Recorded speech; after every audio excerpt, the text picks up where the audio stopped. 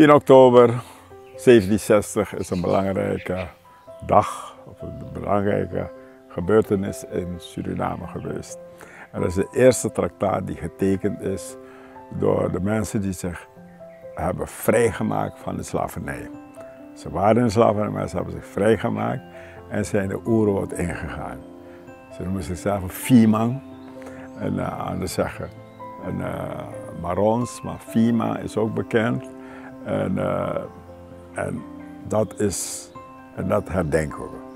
Ik de mensen wens een fijne dag, wij allemaal, met het bijzonder de Gramaan Bonefelanti van de Aukaners en al zijn kapiteins en bachas en alle volgelingen wens ik in het bijzonder een fijne,